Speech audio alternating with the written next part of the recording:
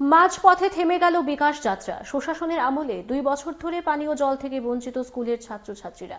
হেজামারা ব্লকের Mount Tunku JB স্কুলের ছাত্রী শিক্ষকরা পানীয় জলের সমস্যায় ভুগছেন 2 বছর ধরে। লোক দেখানোর জন্য মোহনপুর DWS এর পক্ষ থেকে ট্যাঙ্কি বসানো হয়েছিল।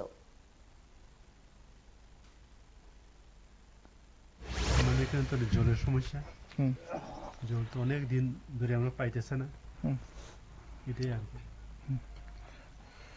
এমনি যেটা জলের ফিল্টার বসানো হয়েছে, যেটা ট্যাঙ্কি করানো হয়েছে, কেন এটি চালু করছে না, কেন মেরামত করেনি? আমি তো কয়েকবার গেছি অফিসে, তারা তো কইতেছে জামু ঠিক করুম কইতে আজকে অব্দি বদ্ধ আসলে আর কি। এখন অব্দি কোনো ঠিক করা হয়েছে না, এখনো পর্যন্ত কোনো ঠিক করা হয়েছে না। এমনি এটি যেটা নতুন করে নির্মাণ করা হয়েছিল কয় বছর হয়েছে? 2 বছর যাবত হয়েছে, কিন্তু এখনো পর্যন্ত কোনো কমপ্লিট করেনি।